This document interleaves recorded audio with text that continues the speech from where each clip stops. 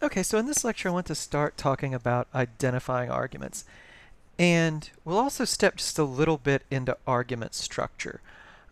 Chapter 1 in your book really doesn't talk too much about argument structure explicitly, but I think even in identifying arguments, saying a little bit about the structure of arguments will help. Um, all right, so how do we identify an argument? How do we pick out whether someone's talking or whether it's written? How do we know if it's an argument? you know, I guess if speaking, it's probably easier. We can ask somebody, are you making an argument for a position? And they can tell us, right? But if it's a written piece, how do we judge whether it's an argument and we should evaluate it as an argument? I mean, look, a lot of times context will help, right? That's a point I'll talk about more. If it's on the editorial page of a newspaper or if it's an essay that very clearly is intended to establish a point, I think we can very safely say that it is supposed to be an argument, right? If you guys remember the Applebaum piece, there might not be an actual lot of argument there. It might be mostly rhetoric, but, you know, we can safely treat it as an argument, right? But I do think it's worth saying a little bit more if we're unsure, and I think this will get us into this stuff about argument structure, right? Remember I said argument is made of a series of propositions, right? Propositions being claims that can be true or false. You get a string of propositions that are supposed to support another proposition, the conclusion, right? You have these premises, or at least, usually more than one, sometimes just one premise, and they're supposed to support a conclusion or conclusions. But not just any string of propositions, any string of claims that can be true or false is an argument, right?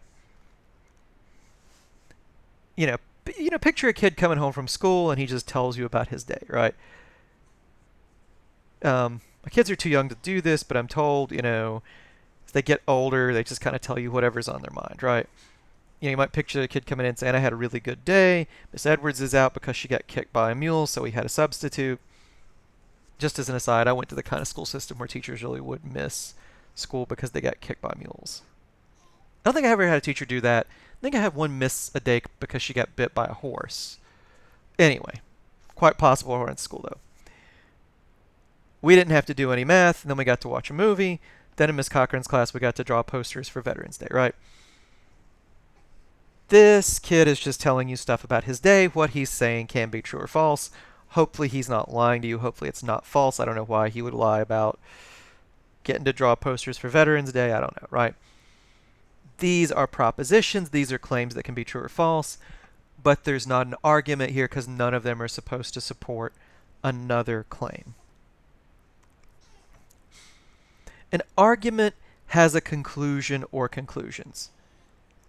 That is a statement the other person might not accept that requires reasons, and it has reasons to support it. Those are the premises, right? So a very good way to figure out if you're unsure whether the person is making an argument or not is to think a little bit about the structure and try to already, figure out what the structure of what you're reading is, right? Is there one statement or statements that the person might not accept that the person may, saying this stuff offers reasons to believe is true, right? We might picture another thing being said by a kid, right? Miss Edwards is a really unfair teacher because she plays favorites. She always calls on the same students when it's an easy question. When it's a hard question, she calls on someone she doesn't like, even if they don't have their hand up, just to embarrass them. And she always gives extra credit when her favorite students do badly on an assignment. Then last month she decided to cancel an extra credit assignment because only me and the other students she doesn't like did it. Right? Now look, notice if a kid said something like this, he's complaining about his teacher, obviously, but he's not just griping, he's giving you reasons to support this claim, right? That she's unfair and she plays favorites. This is an argument. If he just talked about, disconnected reasons why he hates Miss Edwards, that wouldn't be an argument. But because all these statements support this conclusion, this is an argument.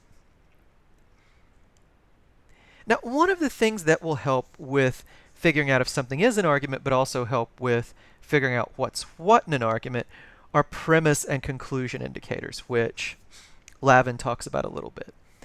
Since, because, as, for, given that, assuming that, in as much as, in view of the fact that, these are the kinds of things people will have as premises, or premise indicators, right? Now look, people are not always good writers. You will notice that you see none of these premise or conclusion indicators here. If people write well, if people want to make things clear for their readers, you will see these premise indicators and the conclusion indicators on the next page. People don't always do that, right? These are often pretty helpful, though. Conclusion indicators, therefore, thus, so, consequently, as a result, it follows, hence, which means that, which implies that, necessarily, there's a few others. If you want to be really pretentious, you might say ergo, which is just Latin for, I think, therefore. But, when you're trying to figure out if something's an argument, it often helps to look for these words, these premise indicators, as well as these conclusion indicators. They'll give you some idea of whether it's an argument or not. Even more importantly, they'll tell you what's what, or give you some idea of what's what if it is an argument. These tend to pick out premises. These tend to pick out a conclusion or conclusions. Now, one thing your book mentions, at least in the exercises, but doesn't really talk about, that I think bears talking a little bit more about before we're done, are explanations versus arguments. And this can be pretty tricky. By an explanation, I mean an explanation for why something happened, or even more kind of tricky, an explanation for why something is true, right? Why did it flood yesterday? Why is the sky blue? Why is sunlight hot? Stuff like that, right? So these are often tricky because explanations kind of can share a superficial structure with arguments. You have all these statements that relate to this one claim. They're supposed to explain it, but you have a bunch of statements relating to one other one. Superficially, that kind of structure looks a lot like an argument. You might also even, sometimes these indicator words, conclusion and premise indicators, pop up in explanations too. We had a hard rain this morning. We're also an hour away from high tide, so that's why the streets are flooded today, right? You see this conclusion indicator, so, but this is not an argument, this is an explanation. Why are the streets flooded? Well, look, I think one good way to pick out an explanation from an argument is to think about the central claim, right? With an explanation, we start with some event or some fact that we agree is true. Then we move to the reasons why it happened or why it's true, right? If we look out the window, imagine you live in one of those neighborhoods that flood, Colonial Place, Ghent, neighborhoods like that in Norfolk. If you get up and you look out your window and there's a foot of water in the street,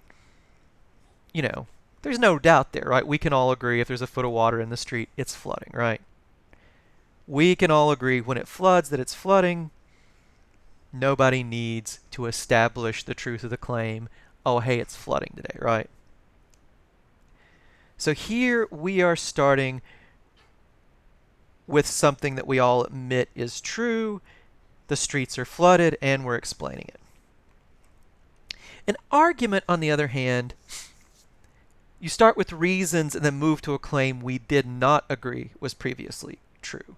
We did not previously accept. A claim that might be more controversial.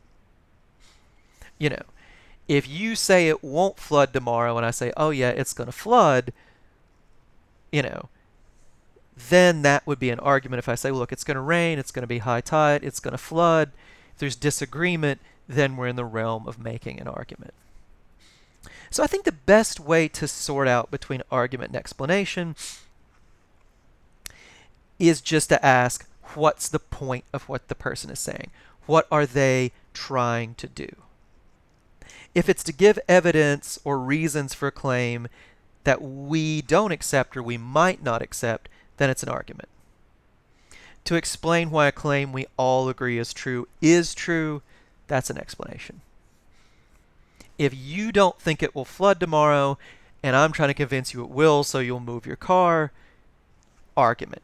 If it's already flooded and we can all look out the window, see a foot of water in the streets, then we're in the realm of explanation, right?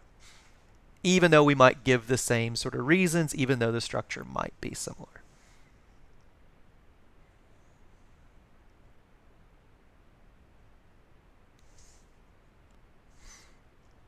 Now, the really tricky thing here with arguments and explanations, and this is why the line can be kind of blurry, is that the context matters.